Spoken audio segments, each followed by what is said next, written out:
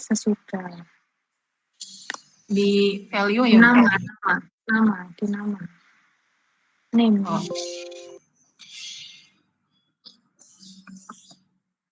Yang lain silakan coba sendiri loh ya di laptopnya masing-masing.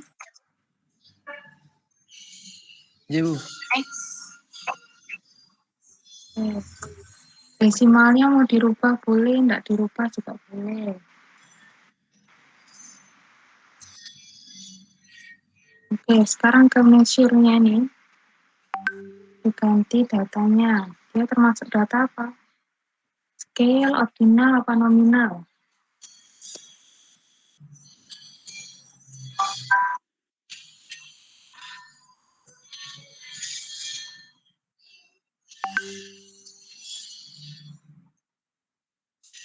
Masuk data, ayo.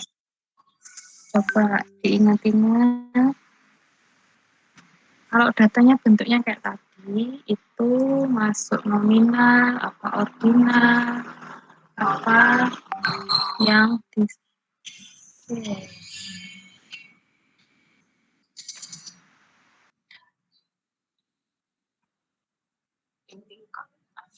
yang lain boleh bantu jawab.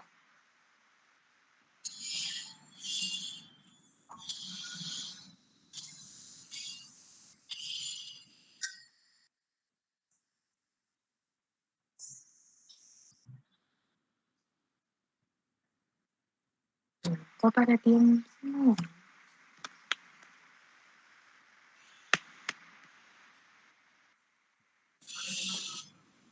Ordinal bukan, Bu. Alasannya apa? Menunjukkan tingkatan. Bukan tingkatan. Jadi, saya jelaskan lagi ya. Harap diingat-ingat ya. Nominal sama ordinal itu hanya untuk mengkategorikan, hanya untuk membedakan. Jadi data yang bukan angka dijadikan angka, itu namanya nominal sama ordinal. Nah, bedanya nominal sama ordinal apa? Kalau nominal itu hanya untuk membedakan tanpa ada tingkatannya. Jadi tidak ada yang lebih tinggi dan lebih rendah antara satu dan lainnya. Tapi kalau ordinal ada tingkatannya. Jadi kalau misalnya nominal itu seperti kita mengangkakan jenis kelamin. Jadi perempuan dimisalkan 0, laki-laki dimisalkan 1. Ya. Kalau ordinal itu seperti tingkat pendidikan. Di SD, SMP, SMA, itu kan ada tingkatannya. Jadi ada yang lebih tinggi, ada yang lebih rendah. Nah, selain itu ada interval, ada rasio. Nah, kalau misalnya di SPSS, selain data yang bentuknya nominal ordinal, berarti di base-nya scale. Nah, sekarang kalau kamu lihat nih, sebelum sama sesudah tadi, data sebelum sama sesudah, itu masuknya di mana?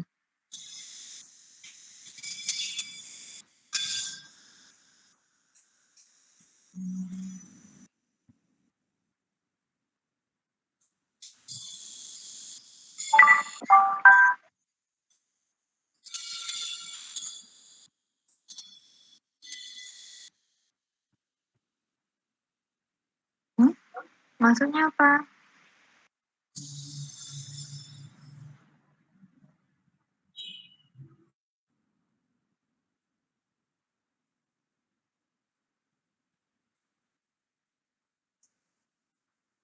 Nominal ya, Bu. Alasannya kenapa kok nominal?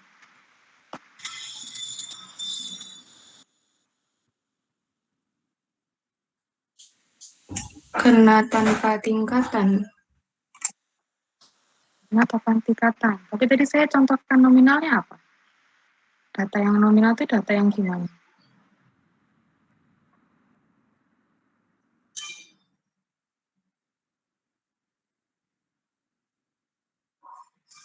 Yang nggak ada tingkatan bukan kalau nominal. Iya, benar. Nominal itu memang nggak ada tingkatannya. Tapi tadi saya mencontohkan nominal itu seperti apa? Yang laki-laki tanda nomor 1, perempuan nomor 2. Karena kan kayak gitu. Nah, sekarang kalau kamu lihat, misalnya kalau kalian lihat nih, data sebelum sama sesudah, sama nggak kira-kira kayak jenis kelamin?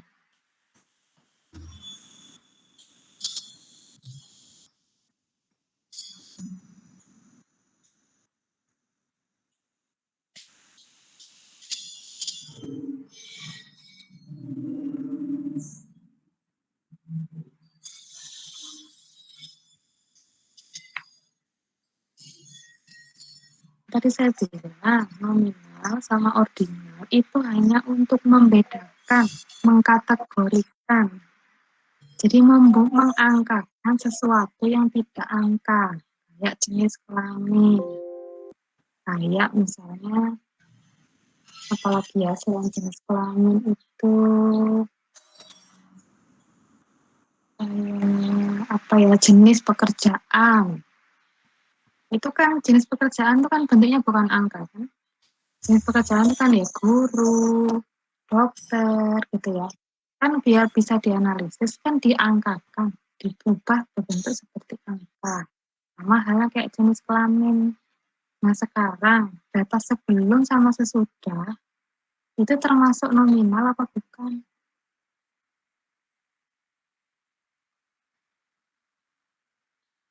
Kalau misalnya kalian tadi bilang data sebelum sesudah itu merupakan data nominal, berarti yang sebelumnya data apa? Maksudnya dia bentuknya tulisannya apa?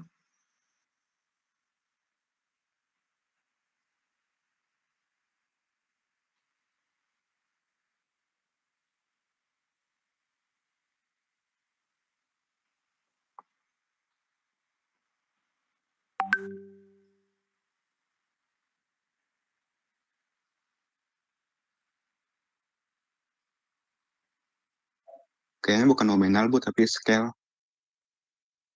Scale. Ya. Udah benar, berarti emang sebelum sama sesudah itu masuknya di scale. Nah, skill itu ya, itu kalau misalnya kita, kan kalian di awal perkuliahan kan sudah belajar jenis data. Itu kan ada nominal, ordinal, interval, ada rasio. Jadi kalau misalnya datanya nggak masuk nominal, ordinal, ya dipilihnya yang skill gitu ya. Sekarang sudah tahu perbedaannya, nominal, ordinal, sama skill itu yang kayak gimana.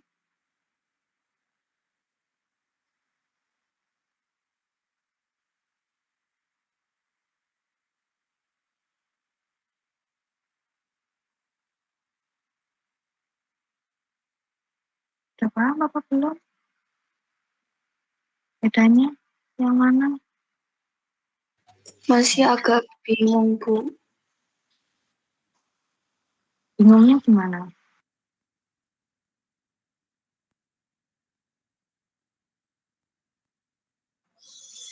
Ibu, Mm-hmm. berarti kalau misalnya nominal sama ordinal itu kayak cuma buat labeling doang ya Bu, kayak kategoriin kalau misalnya ordinal tuh kan ada tingkatan kayak tadi tingkat pendidikan SD sampai SMA misalnya. Terus kalau misalnya nominal itu nggak ada tingkatan kayak misalnya jenis kerjaan, jenis makanan kayak gitu ya Bu. Kalau misalnya iya Bu, Ya, terus gimana? kalau misalnya skala itu gimana Bu? Nunjukin tingkatan yang kayak gimana sih Bu? Bukan tingkatan, sudah bukan tingkatan lagi. Jadi kalau itu kan ini ya, apa namanya, itu tuh datanya. Jadi kan gini, kalian tuh kan belajar. Data itu apa namanya, kan jenisnya ada 4 ya. Ada data nominal, ada data ordinal, ada data interval, ada data rasio.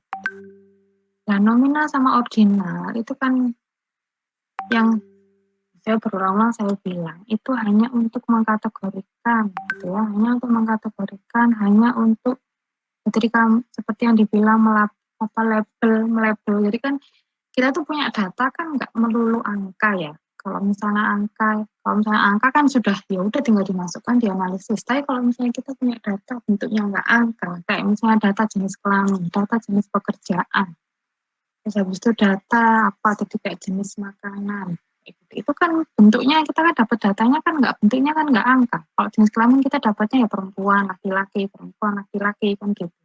Jenis makanan juga kita dapatnya misalnya makanan berkuah, makanan yang nggak berkuah kan kayak gitu.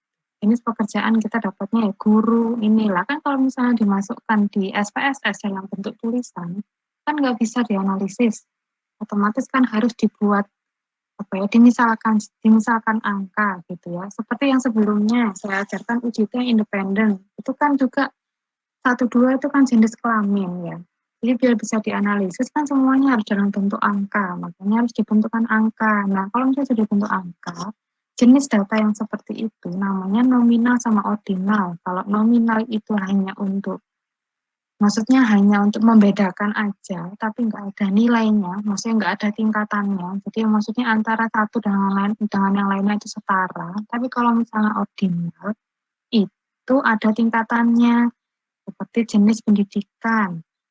Maksudnya tingkat pendidikan antara SD sama SMP itu kan pasti lebih tinggi yang SMP tau. Itu kan maka berarti ada tingkatannya, SMP sama SMA lebih tinggi SMA sama S1 tinggian S1. Nah, kalau selain data yang dua tadi itu, yang jenisnya kayak itu, berarti nanti kalian pilihnya yang scale gitu ya. Pilihnya itu. Sampai sini bisa dipahami.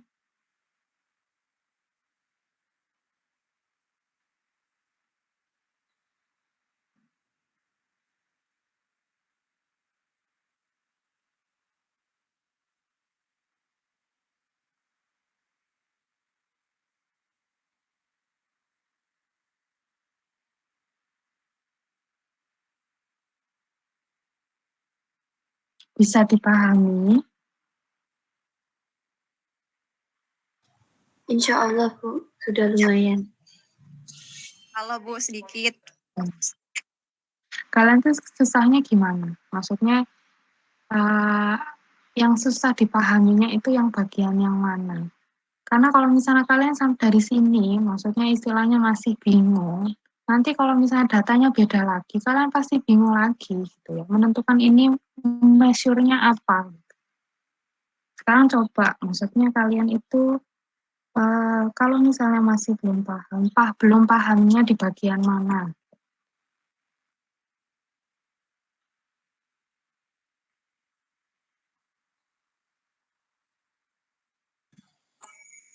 Ibu izin nanya dong. Scale itu skala rasio bukan sih Bu? Kenapa? Scale. Scale yang di SPSS itu skala rasio bukan Bu? Ya interval rasio maksudnya di scale. Soalnya data yang selain nominal ordinal ya maksudnya di scale.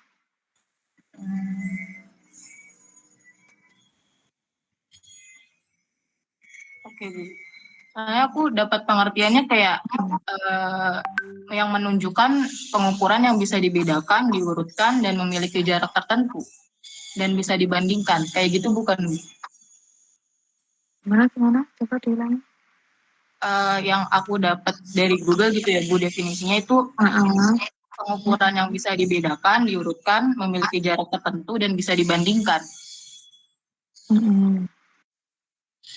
Betul Ya, kayak itu kan maksudnya, iya, kalau misalnya rasio, itu memang pengertiannya rasio, data rasio memang kayak gitu. Tapi kan istilah gini, interval sama rasio itu kan sama ya, maksudnya hampir sama. Sama kayak halnya nominal sama ordinal kan. Sebenarnya bentuknya sama, tapi hanya maksudnya satunya ada tingkatan, satunya nggak ada.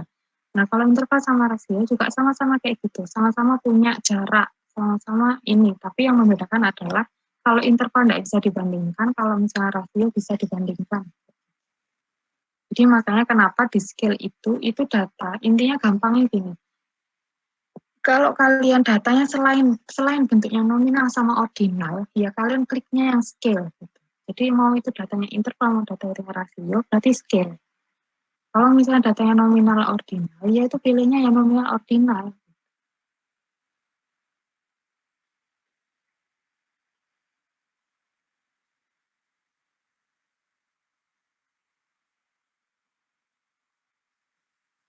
baik Bu, Bisa makasih. diterima.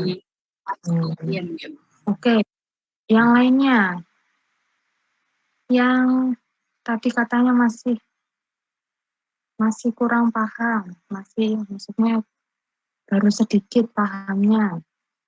Kira-kira bingungnya itu di mana? Bu mau nanya, berarti harus tahu dulu ya pengkategorian datanya yang nominal mana, terus ordinal mana, sama ke scale mana gitu. Ya kan gini, kalian tuh kan gini dapat data kan kalian ya kan ini kalau misalnya di misalnya ini kalian penelitian beneran nih kan kalian yang tahu bentuk datanya seperti apa dan kalian tuh juga harus tahu bentuk data yang maksudnya kalian mau cari data yang gimana bentuk datanya seperti apa jadi nanti kalau misalnya kalian tuh nggak tahu bentuk datanya seperti apa itu pun nanti pemilihan metode pun nanti juga bisa nggak tepat. Misalnya kayak datanya harus interval, tapi kalian ternyata pakai datanya yang nominal. Kan nggak cocok metodenya. Jadi harus tahu gitu. Makanya kan kalian kan awal sudah saya ajarkan data itu jenisnya banyak. Gitu. Data itu jenisnya banyak. Data berdasarkan ini, data berdasarkan itu, data berdasarkan ini ya. Jadi kan ada macam-macam gitu. Jadi makanya kalau misalnya mau ambil data harus dipastikan dulu kamu tuh mau ambil data yang bentuknya seperti apa yang nantinya kamu pakai metodenya yang gimana jadi kalau nominal itu seperti apa ordinal itu seperti apa interval rasio itu seperti apa jadi harus paham gitu ya jadi kalau seperti yang tadi saya bilang pokoknya intinya nominal sama ordinal itu angkanya itu tuh tidak bermakna apapun gitu ya tidak bermakna apapun, hanya untuk membedakan aja. Cuman kalau ordinal ada tingkatannya, udah gitu aja. Jadi kalau misalnya kalian punya data yang tidak berbentuk angka, tapi mau dianalisis, ya berarti harus diangkakan, berarti itu namanya nominal. Kalau misalnya kalian punya data jenis kelamin, itu namanya nominal. Ketika dijadikan angka, ya itu maksudnya nggak ada tingkatannya. Maksudnya tidak berarti perempuan lebih rendah atau lebih tinggi daripada laki-laki. Beda lagi kalau ordinal. Ordinal itu ada tingkatannya. Pendidikan antara SD, SMP, SMA itu kan pasti ada yang lebih rendah, ada yang lebih tinggi. Nah, itu kan berarti ada tingkatannya. Tapi sama, angkanya itu tidak bernilai apapun. Nggak seperti kayak misalnya kalian dapat nilai mata kuliah dapat 85 itu berarti nilainya A. Itu bukan kayak gitu ya. Jadi namanya sama ordinal itu ada angkanya tapi tidak bernilai. Hanya untuk membedakan aja.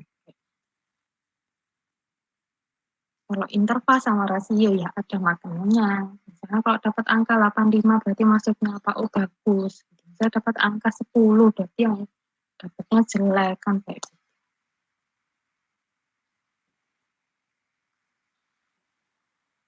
Sampai sini bisa dipahami? Insya Allah bisa, Bu. Oke. Sudah, tidak ada yang mengganjal gitu ya. Nanti kalau misalnya ganti metode nanti ya. Maksudnya harus ngerti ini data apa. Nah, sekarang sebelum ke ini, jadi maksudnya nanti kalau ada data lagi saya suruh kalian cari nih measure-nya apa. Sekarang ini ya, maksudnya kita lanjutkan aja. Jadi yang sekarang ini metodenya adalah UJT tapi yang pair.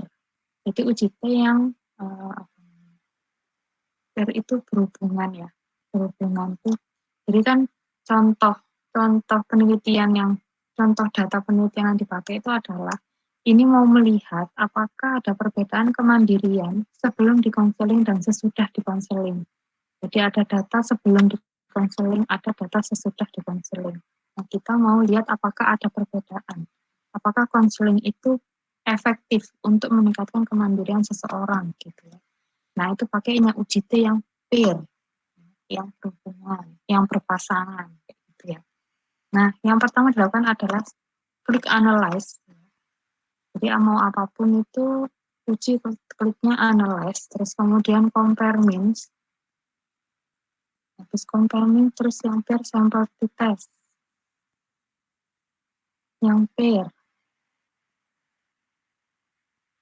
Nah, diklik. Yang sebelum dimasukkan pertama kali. Sebelum diklik, langsung pakai panah aja nggak apa-apa. Terus sesudahnya diklik, panahnya diklik. Bukan, sesudahnya ada di variabel 2, di sampingnya, bukan di bawah. Gimana, Bu? Sesudahnya coba dikeluarkan dulu. Nah, jangan pakai gitu. Jadi sesudahnya diklik terus tanda panahnya diklik ini. Tanda panah yang masuk ini diklik. Bawah ke bawah. Tapi sesudahnya di bawah sini. Coba diulangi lagi.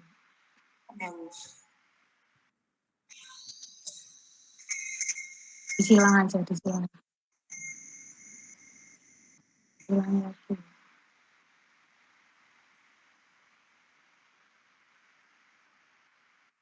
Oke, sebelum diklik tanda panahnya.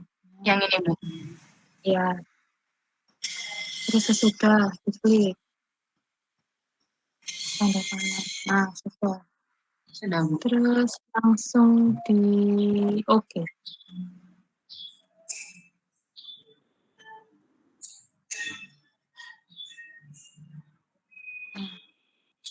Sudah ya. Jadi buat melihat apakah ada perbedaan antara sebelum dan sesudah, itu kita lihat tabel yang terakhir, yang per sampel test, itu lihat nilai signifikansinya. Nah, sebelum kita membaca, kita harus bikin hipotesisnya dulu. Hipotesisnya kan ada H0, ada H1. Kalau misalnya tadi contoh kasusnya adalah, apakah mau melihat apakah ada perbedaan kemandirian sebelum dan sesudah dikonseling, berarti hipotesisnya bentuknya seperti apa? H0-nya gimana H0-nya? Tidak adanya perubahan setelah konseling, bukan? Tidak adanya. Itu tidak ada perbedaan kemandirian antara sebelum dan sesudah ya. Iya. Ini adalah tidak ada perbedaan. Terus berarti kalau H1-nya?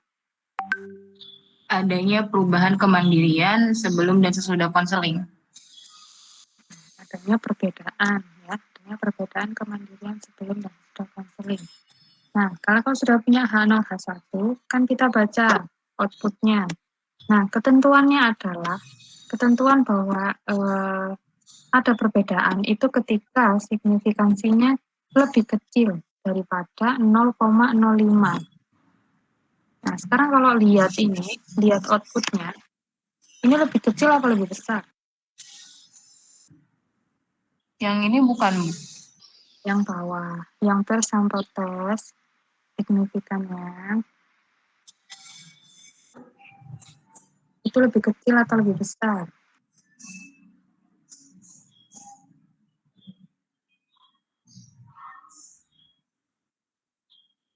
Lebih kecil. Lebih kecil. Kalau misalnya lebih kecil, berarti yang ditolak H0 apa H1?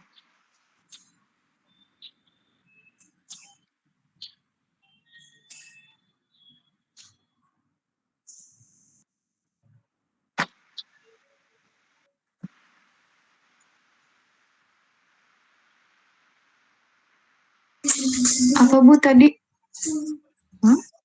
Yang apanya? Gimana, Bu, tadi, Bu, yang apa? Standarnya itu kalau misalkan kurang dari standarnya yang lebih kecil lebih besar lagi, Bu.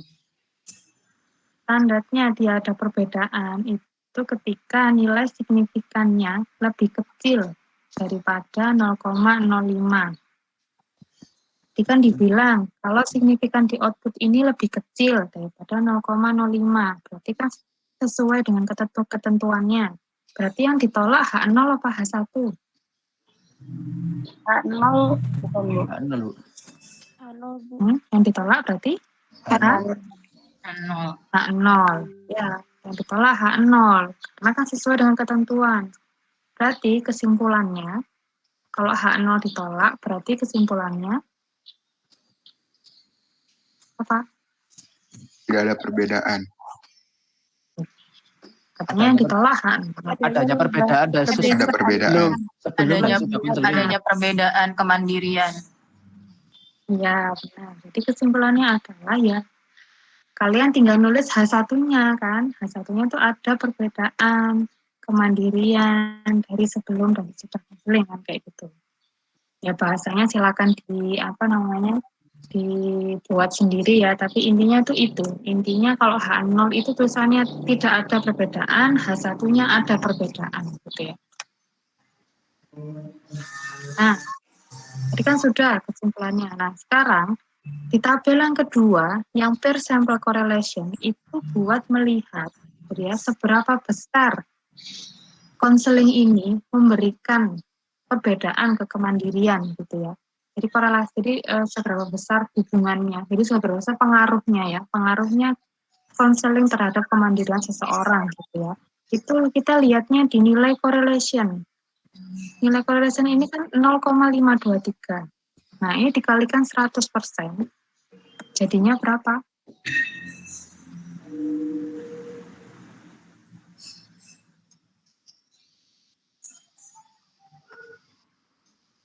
(52,3). 52,3. Berarti 52,3%. Jadi apa namanya? Pengaruhnya konseling terhadap kemandirian seseorang itu sebesar 52,3%. Sebenarnya buat tambahan penjelasan aja gitu. Jadi biar tahu, oh ternyata kalau kita mau istilahnya kemandirian itu bisa berubah ya, bisa lewat dari konseling. Yang lainnya ya ada, tapi maksudnya untuk yang konseling itu sebesar ini. Nah, sampai sini ada yang mau ditanyakan?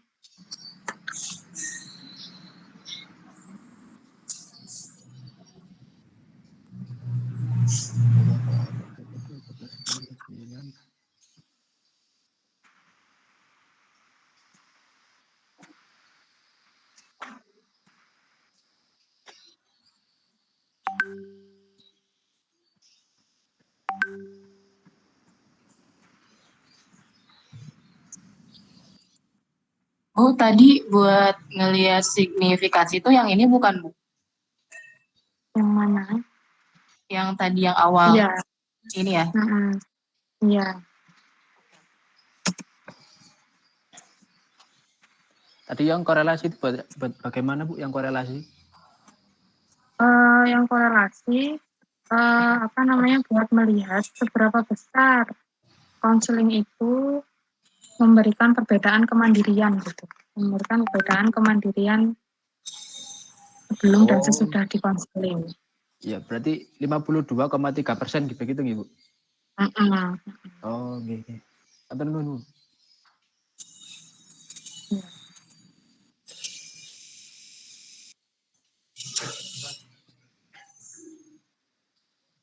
Bu, ini tuh tadi nama metodenya tes apa sih, Bu? Nah, tadi itu pair sample test.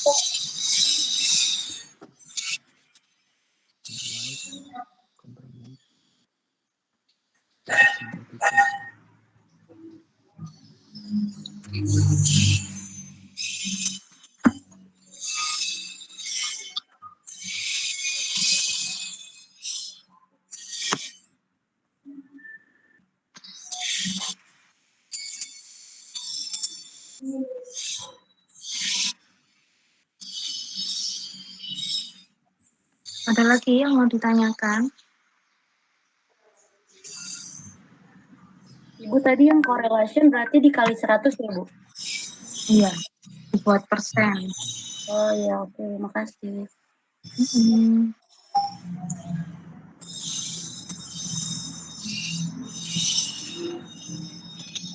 Bu, kalau misalnya metode pair ini tuh buat nunjukin perbandingan, Bu. Bukan, Bu? Jadi gini, ini kan Mas UJT itu kan ada dua ya. Yang sebelumnya saya ajarkan kan ada independen, ada pair. Nah, kalau independen itu subjeknya beda ya. Subjeknya berbeda, tapi yang diukur satu. Jadi maksudnya kayak kalau kemarin itu kan mau lihat kecerdasan, tapi berdasarkan jenis kelamin laki-laki sama perempuan, itu kan subjeknya beda, ada subjek laki-laki, ada subjek perempuan, itu pakainya independen. Jadi pokoknya intinya UJT itu buat melihat perbedaan ya. Perbedaan apa aja gitu ya. Nah kalau yang pair itu juga buat lihat perbedaan tapi subjeknya sama. Jadi Jadi kalau misalnya sebelum konseling sama sesudah konseling kan orangnya pasti sama toh, buat melihat apakah ada perbedaan antara subjek pertama, kedua, ketiga gitu ya. Seterusnya metode pengajaran A itu efektif atau tidak. Nah itu kan ada misalnya dikasih pre-test, dikasih post-test. Nah itu kan subjeknya sama, jadi subjeknya diuji 2 kali kayak gitu. Bedanya uji T independen sama peer itu. Makasih Bu. Berarti bedanya di subjeknya aja ya Bu? Bedanya di subjek tapi intinya sama, buat melihat perbedaan. Ada lagi yang mau bertanya?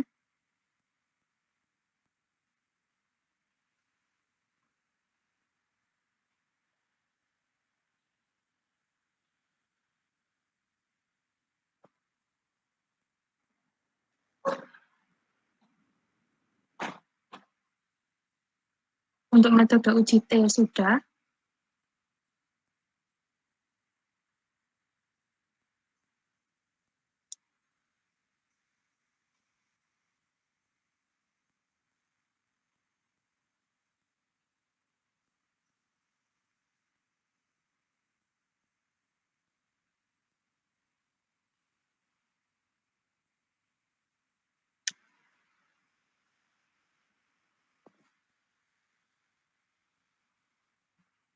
Kalau misalnya sudah tidak ada belum ada yang ditanyakan terkait uji T, ya, silakan sekarang cari data untuk ANOVA.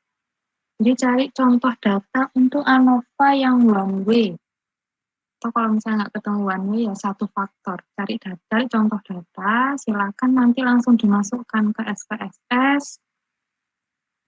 Terus nanti silakan share screen yang sudah, atau misalnya mau ajar Amalia mau tetap share screen juga nggak apa-apa, teman atau temennya yang lain gitu, ya silakan cari data buat ANOVA. Jadi saya ajarkan, saya tuntun caranya untuk analisis pakai ANOVA.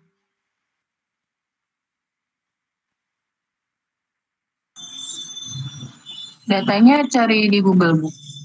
Iya, cari di Google aja.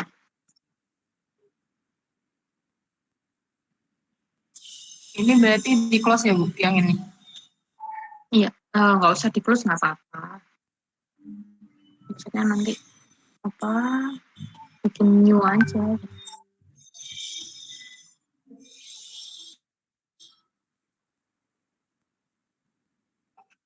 Data apa Bu? ANOVA pakai V. Nah, itu ANOVA one way.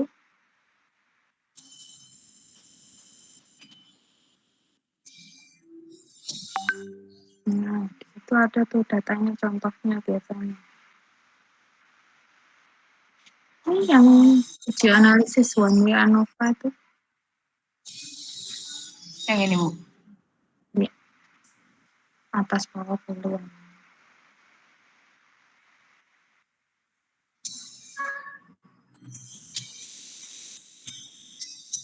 Yang lain juga ANOVA ya.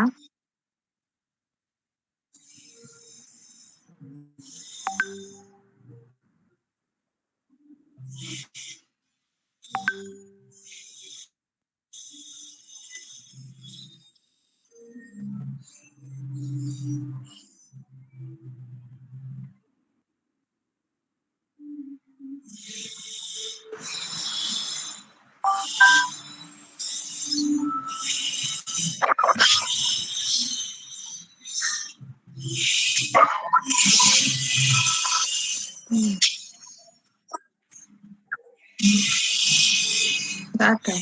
Itu coba yang itu link yang satunya tuh, yang atasnya. Oh, di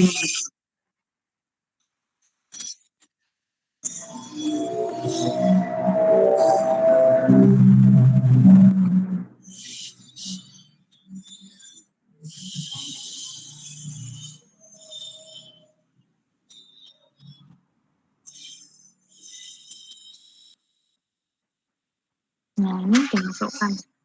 Masukkan kayak di bawah. Ya, coba ke bawah lagi. Cara masukkannya kayak gini nih. Kayak yang ada nomornya nih. Tapi nomornya nggak usah ditulis. Langsung aja. Merek 1, penjualannya berapa. Jadi ini dijadikan ke bawah. Jadikan 1. Jadi nggak dibedakan Samsung, Oppo, Vivo gitu enggak. Tapi langsung jadikan 1. Ini berarti dihapus aja ya Bu yang tadi? Iya, di data view-nya sih langsung dulu.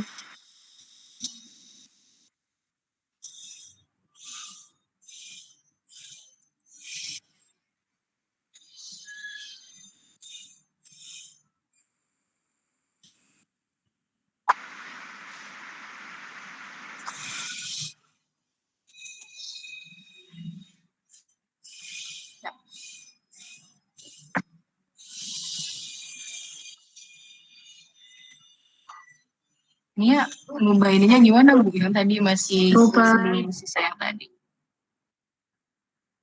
Merubahnya di variabel view-nya nanti. Nama sebelum sesudahnya.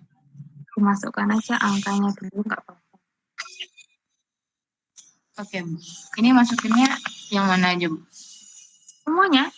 Jadi nanti langsung 52, 45, 48 ke bawah.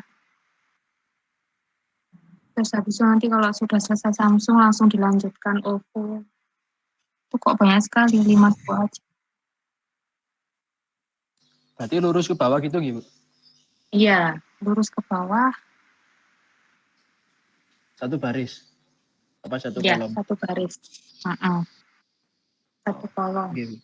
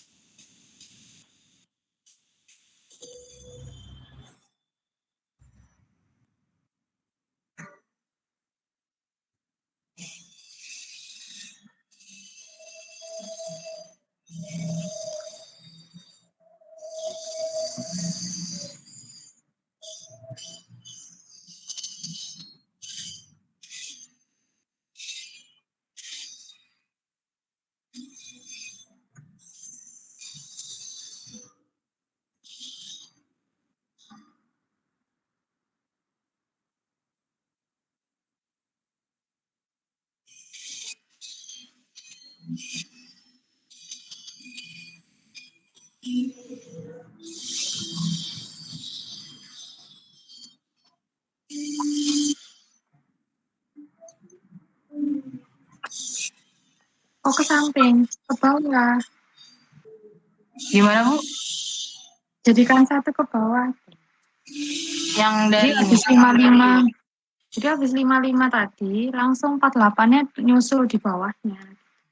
Yang ininya Bu? Di copy ke bawah yang ini ya Bu? Ikat aja.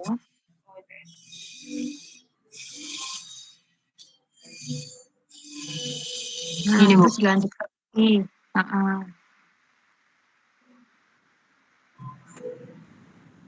Tuh, di bawahnya. Bukan, Oh, di bawahnya. Oke, Bu.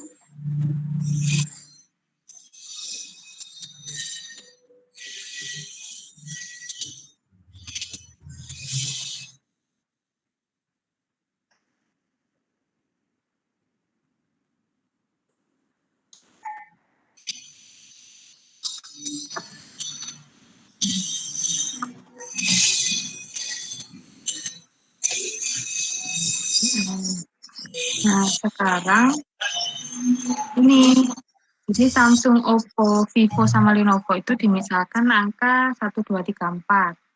Nah, jadi yang angka 1, dari 1 sampai 10, ditulis 1, 1, 1, 1. Nanti habis itu yang Oppo, 2,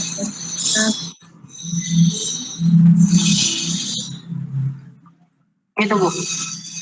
Iya.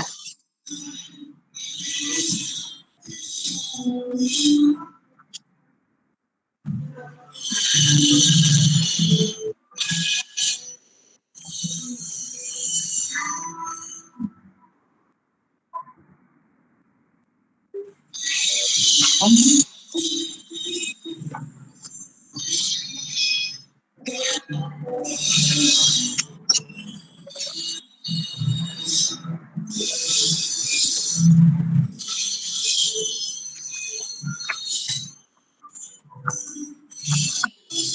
sudah. Sekarang ke variabel view-nya.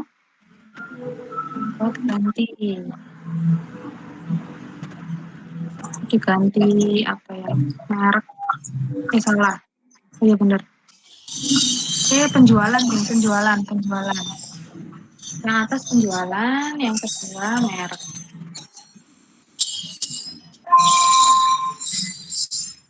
Variabelnya kenapa?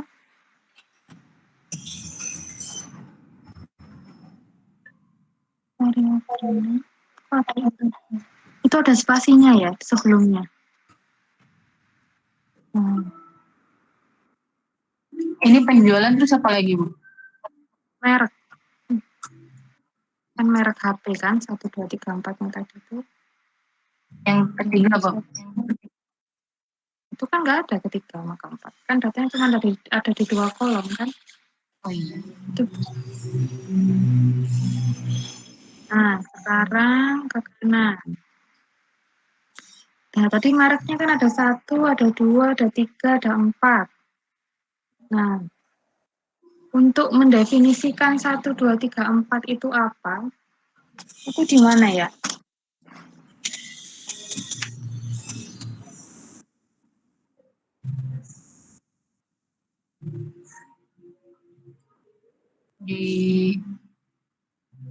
Masih ingat? Waktu saya ngajar uji C yang independen. Di label bukan, Bu? Di label. Bukan. Oke.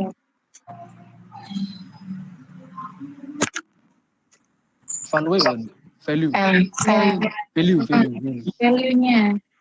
Nah, sekarang value-nya diklik. Yang nilainya 1, 2, 3, 4 penjualan apa merek?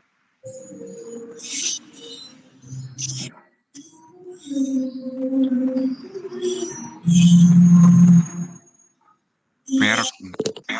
Iya, berarti kan ganti values-nya yang values-nya merek kan? Bukan yang penjualan. Nah, values-nya 1. 1 itu apa? Merek apa? Ini dimasukinnya apa, Bu? Ya 1. Value-nya kan angkanya 1. Terus dilabelin apa? Mereknya apa tadi yang pertama?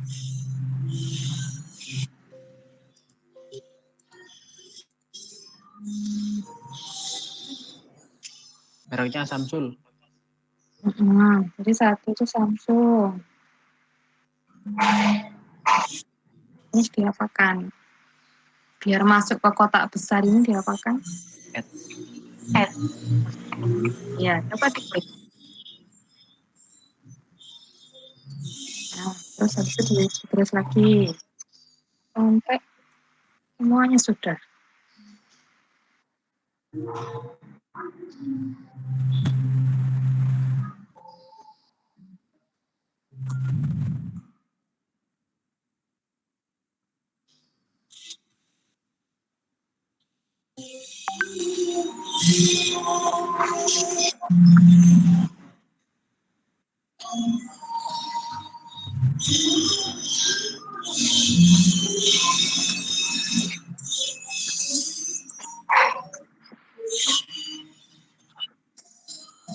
Udah sudah, di oke aja.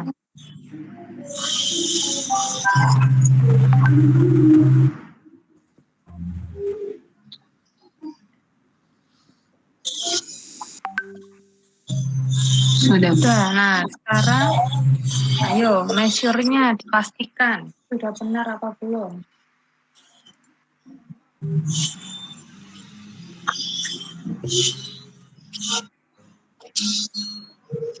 Measure. Pakai nominal gitu, Bu? Pakai nominal. Ya, benar. Pakai nominal. Alasannya kenapa pakai nominal? Kenapa, Bu? Alasannya pakai nominal apa? Soalnya angkanya cuma melabeli aja, terus tidak ada tingkatannya. Bukan begitu? Ya, benar. Jadi yang bawah nominal. Kalau yang atas scale sudah benar? Betul, Bu. Ya sudah. Kalau misalnya sudah, jadi bedanya UJT sama ANOVA gitu ya. Sebenarnya UJT sama ANOVA itu sama-sama buat lihat perbedaan. Kalau di sini kan contoh kasusnya mau lihat apakah ada perbedaan penjualan antara merek 1 sampai merek 4 ya. Nah, cuman bedanya UJT sama ANOVA ya. Kalau ANOVA untuk kelompok data yang lebih dari 2. Kan kalau UJT ya tadi itu kan cuma ada 2 yang dibandingkan. Jadi kayak sebelum sesudah jenis kelamin kan laki-laki perempuan. Kan cuma ada 2 kelompok yang dibedakan. Nah, ketika yang dibandingkan ada lebih dari 2, maka pakainya ANOVA. Tapi tujuannya sama, buat lihat perbedaan. Ya. Nah, sekarang klik analyze-nya. Terus compare means. Terus yang one way ANOVA. Nah, yang berbentuk faktor, silakan dimasukkan ke faktor. Yang bukan faktor, dimasukkan ke dependent list.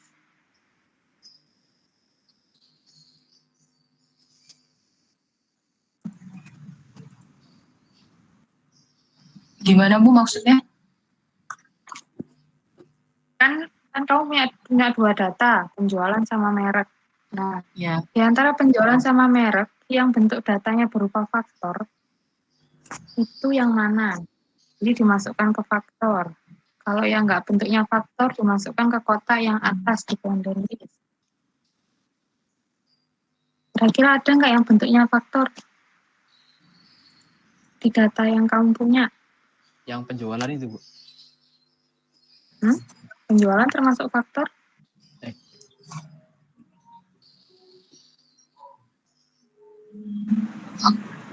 Faktor di sini tuh maksudnya apa ya, Bu?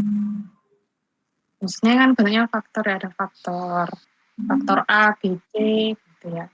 Atau faktor 1, 2, 3, 4. Itu bentuknya faktor.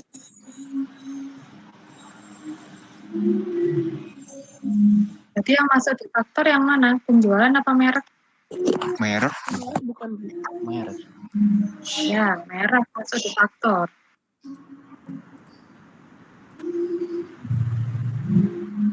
Pakai tanda panah aja biar nggak bingung.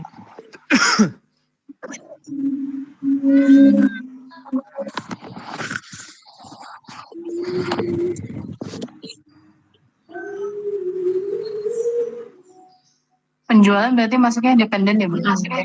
Iya. Sekarang coba diklik post-op-nya. Post-op bawahnya kontras. Pilih yang 2K. Pilih yang mana, Bu? 2K. 2K bawahnya SNK itu, Bu? Iya, bawahnya SNK. Ini, Bu. Oke. Jadi fungsinya post-op itu apa sih gitu ya? Kan kalau misalnya, kan karena kita ada 4 ya, ada 4 merek, ada 4 kelompok yang dibandingkan. Ini post-op itu fungsinya adalah buat melihat ya, pasangan mana sebenarnya yang menyumbang perbedaan.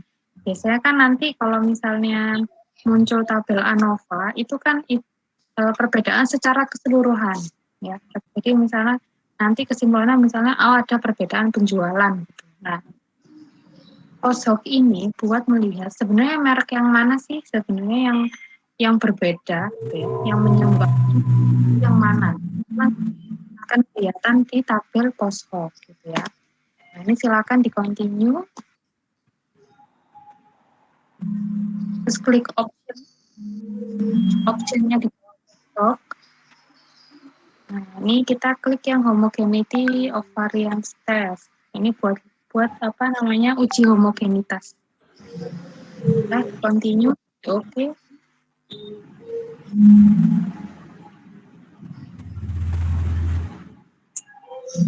Di oke, Bu. Iya, oke. Apa dibesarkan? Nah, oke. Sekarang kita bahas yang atas dulu. Yang mana ini? Test of homogeneity of variance gitu ya. Kan semua uji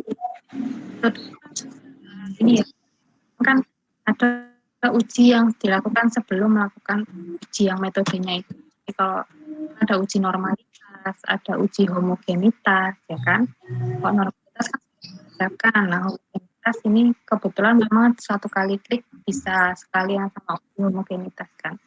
Nah, untuk melihat apakah data ini bersifat homogen atau tidak, itu lihatnya dari tabel yang test of homogeneity. Lihat signifikansinya. Nah, sebelum dibaca, jangan lupa buat hipotesisnya dulu, gitu ya. Hipotesisnya apa? Nolnya, data ini tidak bersifat homogen. Nah, satunya, data ini bersifat homogen. Nah, itu dikatakan homogen ketika signifikannya lebih besar daripada nilai 0,05. Ini lebih besar apa lebih kecil? Lebih besar. Lebih besar. Lebih besar. Berarti yang ditolak H berapa? H0 apa H1? H1. H0. H0. H0. Ya, kan Iya. sesuai, kan ketentuannya harus lebih besar. Nah, ternyata hasilnya lebih besar. Berarti kan yang ditolak adalah H0. Maka kesimpulannya adalah data ini bersifat Homogen. Oke. Nah, sekarang kita ke tabel ANOVA. Nah, tabel ANOVA ini ketentuannya adalah sebelum kita membaca, dibuat hipotesisnya dulu. Jadi H0-nya apa?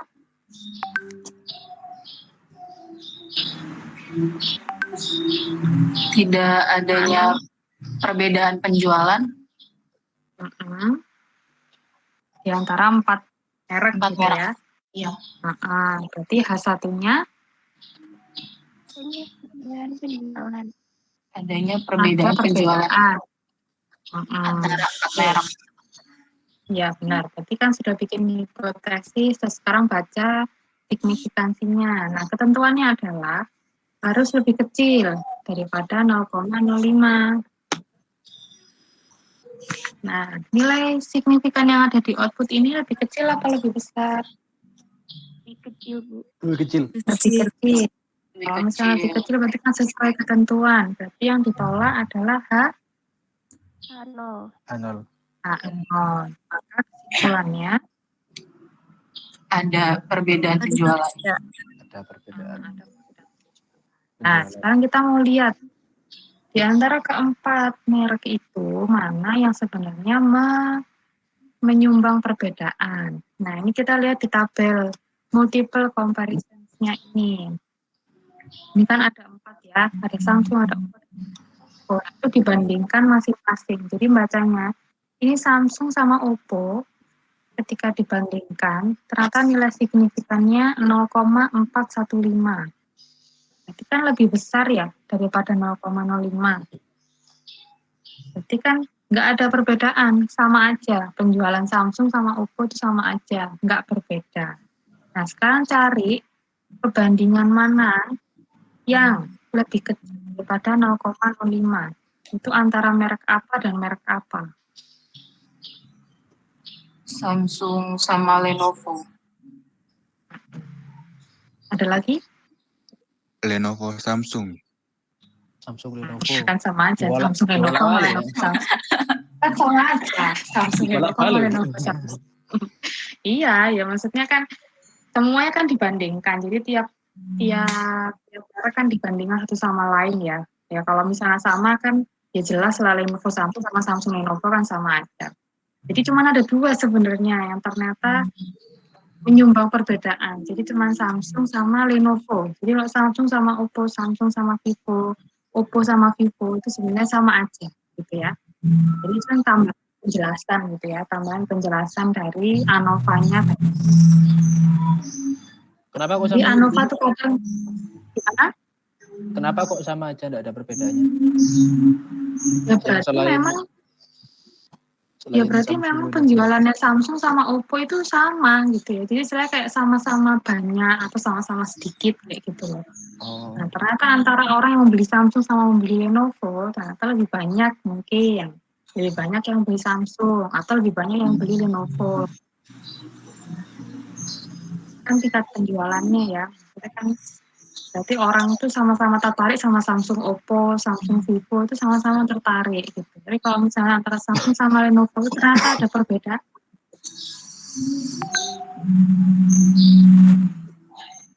Ya. Nanti kalau untuk normalitas silakan dicoba sendiri loh ya. Pokoknya intinya sebelum melakukan uji ini semua, misalnya uji T, ANOVA, nanti regresi, semuanya harus diuji dulu normalitasnya. Kalau uji T ANOVA ya selain normalitas diuji homogenitasnya. Ada yang mau ditanyakan?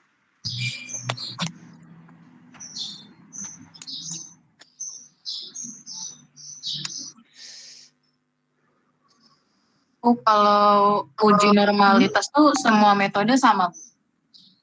Sama. Langkahnya sama. Langkahnya sama kalau uji normalitas tuh.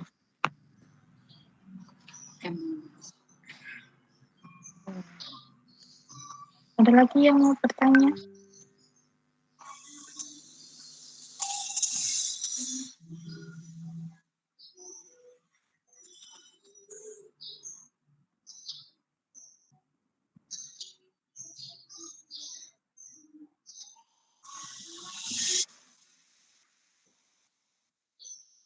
Sudah cukup apa mau lanjut? Tinggal satu, regresi.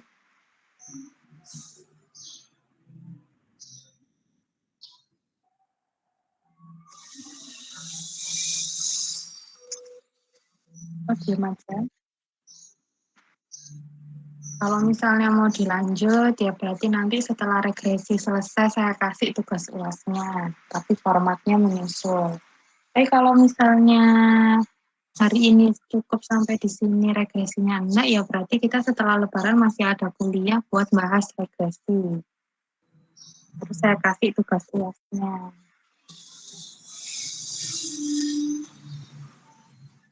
Pilihannya ada di kalian gitu ya. Kalau kelas yang lainnya sudah selesai semua sampai regresi, tapi kalau misalnya kalian ini sudah kebanyakan, ya regresinya kita bahas setelah lebaran.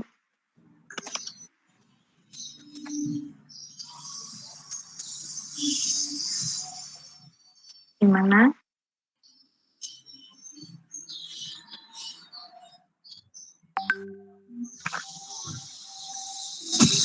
Mau lanjut apa sudah cukup?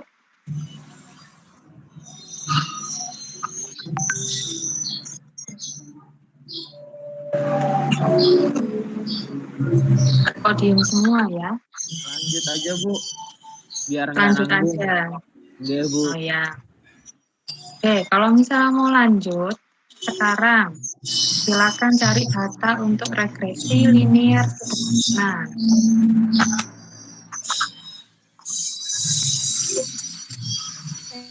Berapa Bu? Apa?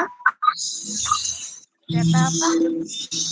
Regresi linear sederhana. Data regresi linear sederhana.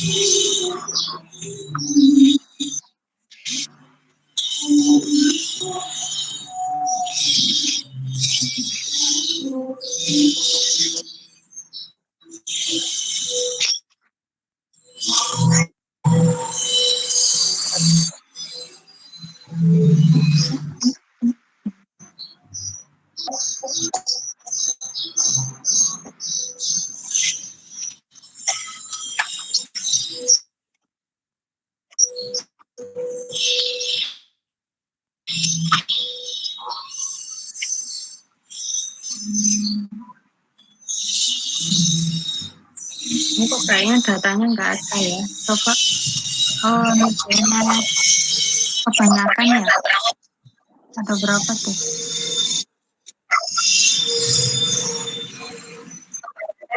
Coba Iya. cari lagi. Yang datanya enggak banyak.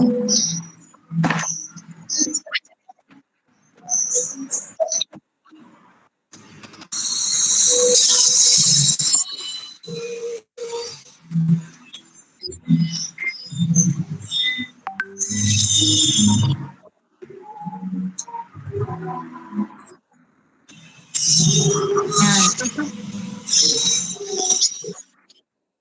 yang stres kerja, kinerja pegawai itu kayaknya cuma sedikit.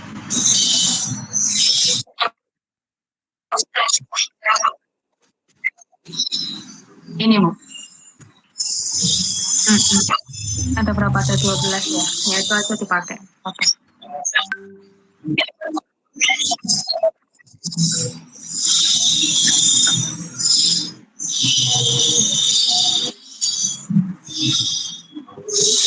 Itu anu aja file terus new gitu daripada hapus panjang.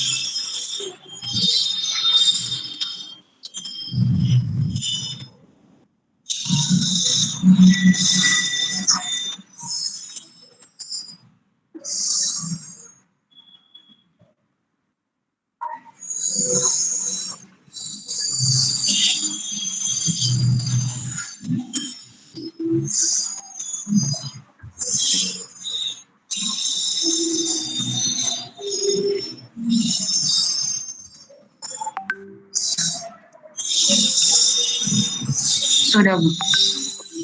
Sudah. Oh, sudah. Variabel view-nya diganti. Jadi yang atas variabel X, yang bawah variabel Y. Nah, di labelnya diganti X-nya itu kan stres kerja, tulis saja stres kerja. Terus yang bawah kinerja pegawai.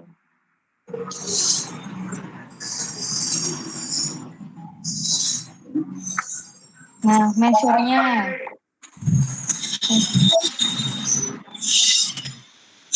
bukan masuk data mana?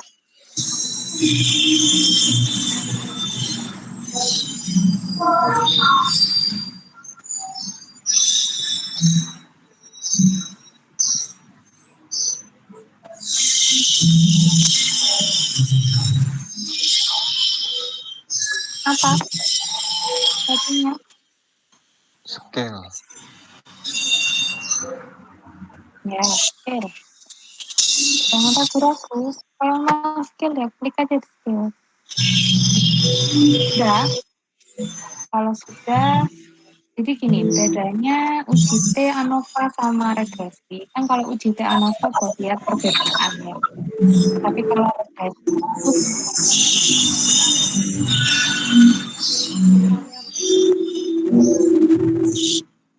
mana variabel X itu merupakan variabel independen. Variabel yang mandiri, variabel yang bisa berdiri sendiri. Nah, kalau variabel Y itu namanya variabel dependen, variabel yang bergantung. Jadi perubahan nilai Y itu bergantung dari nilai X. Gitu ya. Nah, terus berarti kan ini tuh mau melihat apakah stres kerja itu mempengaruhi kinerja pegawai. Pakainya regresi. Jadi yang pertama adalah kliknya analyze. Terus habis itu regression. Regressionnya terus linear. Oke, diklik.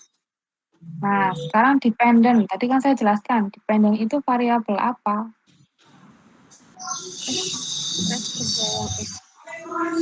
Hah? Variabel apa? Yang X ya. Dependent itu variabel yang tergantung apa mandiri? Yang mandiri.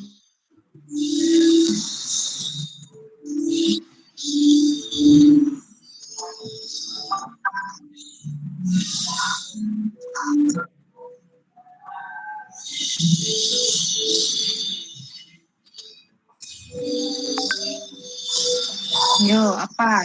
Dependent tadi variabel tergantung, apa independen? X itu independen. X itu independen. Masukkan ke yang independen.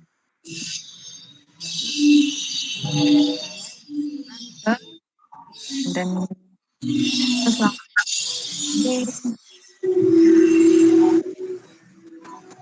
Yang mana, Bu?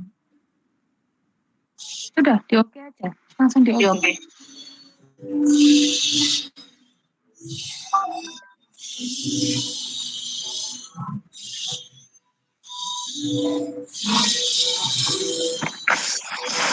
Oke.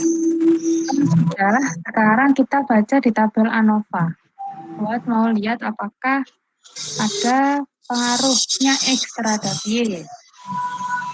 Ya, jadi buat dulu hipotesisnya. Hipotesisnya yang nolnya apa berarti? Tidak ada pengaruh antara stres kerja dengan kinerja. Berarti H1-nya ada pengaruh. Iya, benar. Nah, kalau gitu, terus ini ketentuannya apa namanya ketentuannya regresi itu ketika signifikannya lebih kecil daripada 0,05. Jadi tadi apa? Lebih kecil apa lebih besar?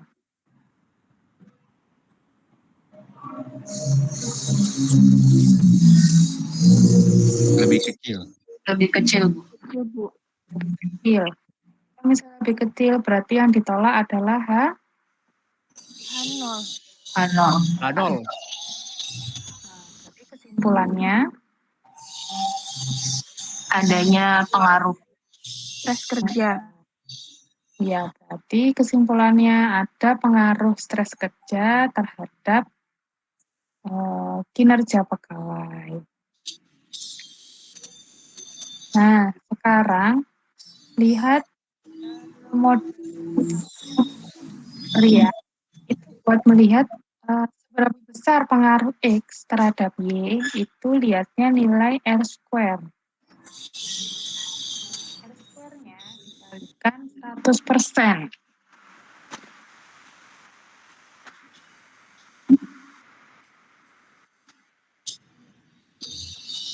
62,7, Bu. 62,7%. Iya, berarti, yang R square-nya? R square-nya itu kan 6. Oh, 6,61. 66,1%. Berarti pengaruhnya stres kerja ke kinerja pegawai itu sebesar 66,1%. Ya cukup besar ya. Ya memang kita kan tahu ya pasti kalau kinerja itu kan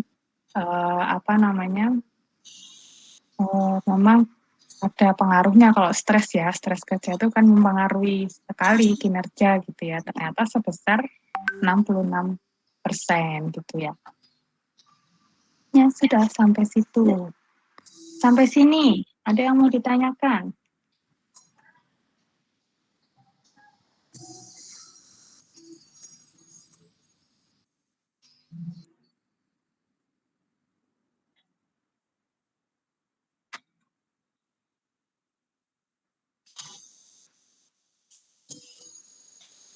Ada yang mau ditanyakan?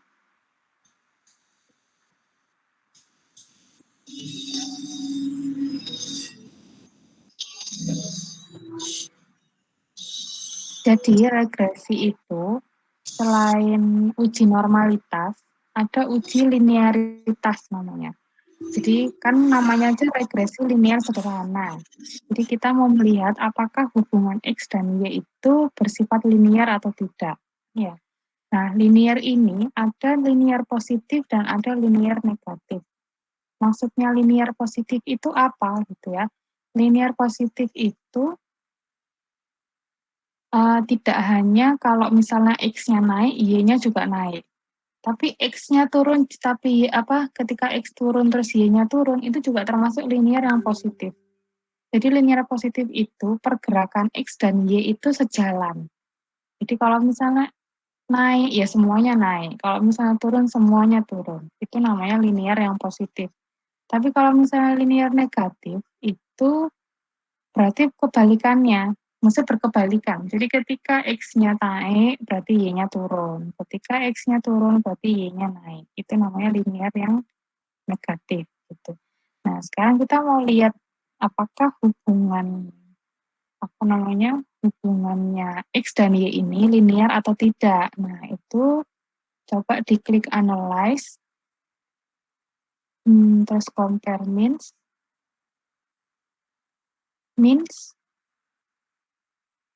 nah, dimasukkan tuh, yang dependen yang mana, independen yang mana.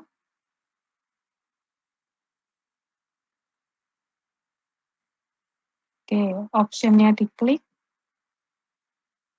Terus centang yang test for linearity. Nah, terus di continue. Terus di OK. Oke, sekarang lihat ke bawah. Nah itu yang ANOVA table. Coba lihat ini. Deviation from linearity.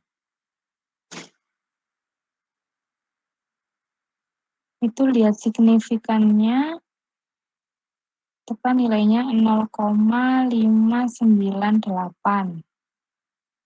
Ya kan? Nah, itu dibandingkan sama nilai 0,05. Kalau misalnya lebih besar, berarti dia bersifat linear. Nah, kira-kira dia lebih besar atau lebih kecil? Lebih besar. Lebih besar. Berarti kesimpulannya kan ini ya, datanya hubungannya linear. Jangan lupa bikin hipotesisnya dulu kalau misalnya mau buat kesimpulan. Sampai sini ada yang mau ditanyakan?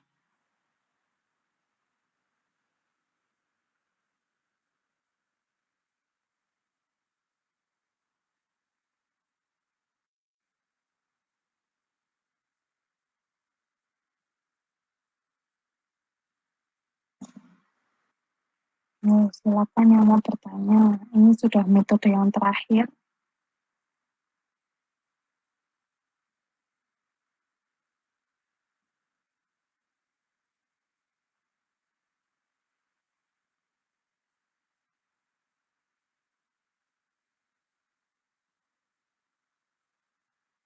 Bu, jadi yang mau Ya?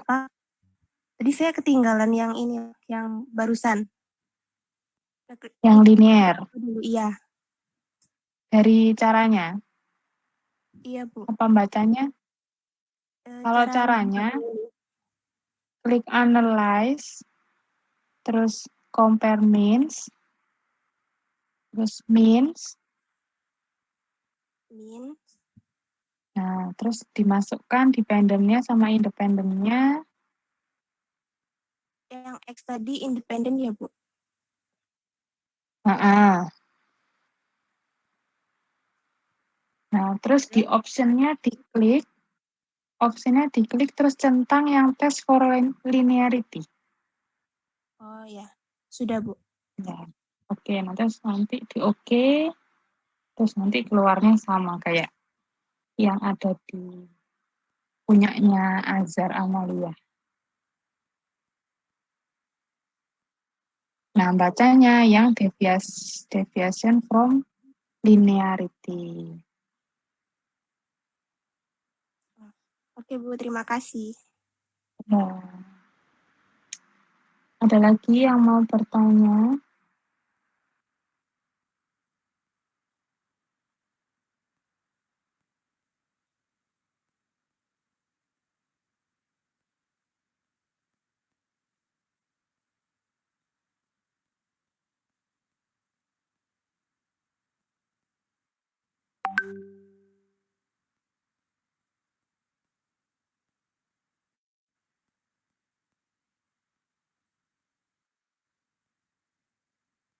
Gimana? Diem ini artinya paham atau apa ya?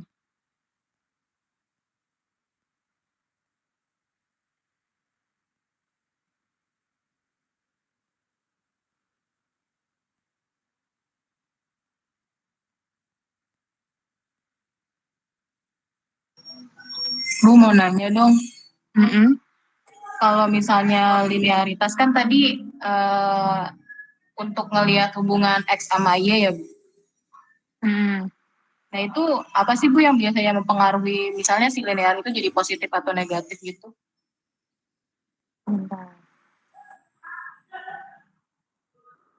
Bentar ya.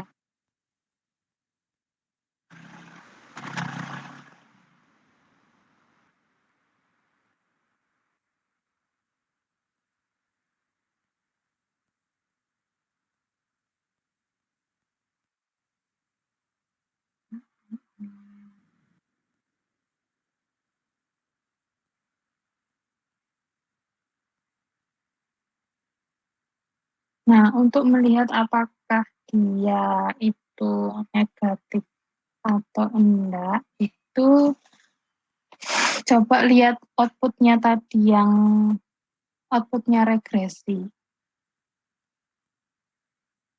Itu kan ada di tabel, enggak itu yang tadi. Nah, ini agak naik. Nah, tabel koefisien ya. Nah, koefisien itu kan stres kerjanya ini ya, negatif.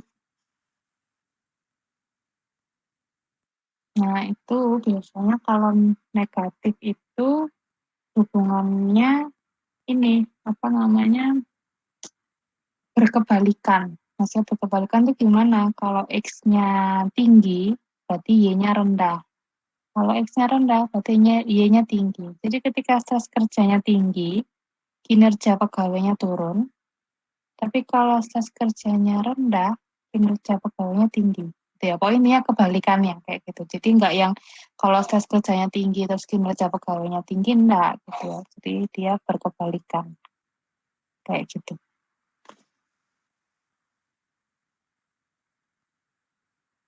Baik Bu, makasih.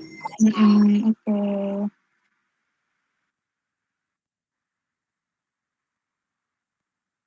Ada lagi yang mau bertanya? Oke, sebelum bertanya, sebelum saya kalau ada pertanyaan ini, untuk UAS ya, UASnya itu kalian saya suruh cari data. Datanya dari skripsi. Tapi yang saya harapkan kalian cuma ngambil datanya aja ya. Kalau misalnya nemu data skripsi satu, misalnya kalian nyari data skripsi tapi ternyata dapatnya satu skripsi satu full gitu, yang diambil datanya aja, jangan hasil-hasilnya juga. Saya maunya kalian nyoba sendiri, kalian cuma butuh datanya aja, silakan pilih salah satu metode yang menurut kalian bisa. Maksudnya yang nggak susah-susah menurut kalian gitu ya. Jadi pilih satu aja, tak usah semuanya. Kalau kalian mengerjakan semuanya sama aja nilainya sama kalau misalnya kalian mengerjakan cuma satu. Jadi nggak usah capek-capek kerjakan semua metode, satu aja yang dipilih. Jadi silakan tentukan metode mana yang kalian pingin. Habis gitu cari data yang sesuai dengan metode itu. Ya silakan diolah. Ya sama kayak tadi nih, maksudnya diolah, dibuat hipotesisnya, terus dibaca outputnya, dibuat kesimpulannya, kayak gitu. Tapi untuk formatnya, jadi format UAS, maksudnya isinya apa aja di UAS itu nanti setelah Lebaran saya kasih gitu ya. Ya sementara saya kasih tugas ininya aja, tugas besarnya itu ngapain gitu ya. Tapi kalau untuk penulisan, format penulisannya seperti apa, nanti setelah Lebaran saya kasih gitu. Ya, jadwal UASnya itu tanggal 7 Juni sampai 14 Juni. Saya nanti kasih deadline-nya akhir Mei. Akhir Mei itu terakhir ngumpulkan. Jadi biar nggak lama-lama ya. Biar nggak lama-lama, biar kalian juga bisa ngerjakan UAS yang lainnya gitu ya. Jadi pokoknya terakhir tuh bulan Mei, akhir bulan Mei kalian ngumpulkan gitu. Mungkin ada yang mau ditanyakan?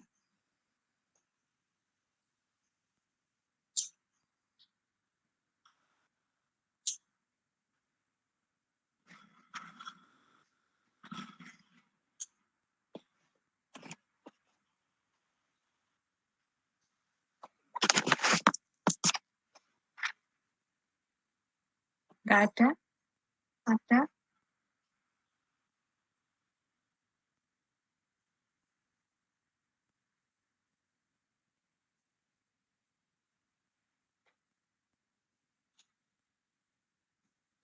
Berarti pengerjaan UASnya itu terakhir akhir Mei nggih, Bu? Ngumpulkannya, iya. Pengumpulannya. Ngumpulkannya terakhir, iya pengumpulannya. Kan saya kasih dari sekarang, mau kalian kerjakan kapan aja itu terserah, yang penting terakhir ngumpulkan itu akhir bulan Mei. Mau dikerjakan dari sekarang boleh, tapi formatnya kan tetap saya kasih setelah Lebaran ya, maksudnya isinya apa aja itu saya kasih Lebaran, yang penting kalian kerjakan aja dulu gitu ya, kerjakan yang penting-pentingnya dulu gitu ya. Iya, Bu. Ada lagi?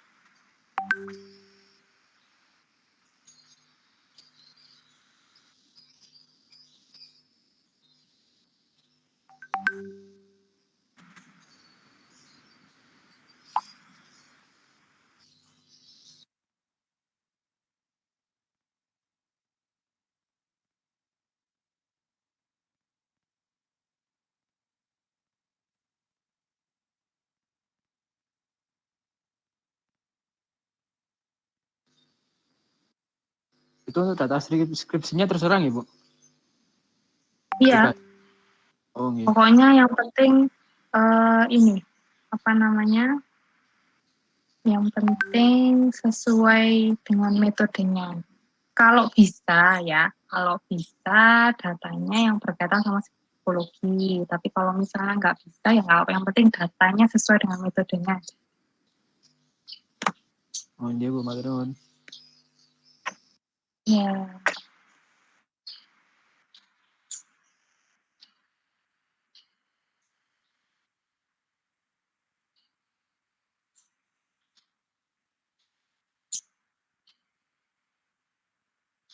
Sudah? Tidak ada yang mau bertanya? Jadi meskipun sudah saya kasih tugas UAS, materinya sudah selesai, jadi bukan berarti terus komunikasinya sudah selesai ya. Maksudnya kalau kalian masih ada yang mau ditanyakan, boleh ditanyakan di grup, boleh mau ditanyakan Japri juga boleh gitu ya. Intinya kalau selama masih ini, maksudnya kan ya meskipun nanti udah selesai kuliah mau tanya-tanya juga boleh sih. Gitu ya. Maksudnya ini hari ini bukan terakhir gitu. Kalian kalau misalnya masih mau tanya terkait UAS, mau terkait mengerjakannya gimana gitu, boleh tanya kalau misalnya masih ada yang tidak paham. Kalau sekarang masih belum menemukan apa yang mau ditanyakan nanti juga boleh.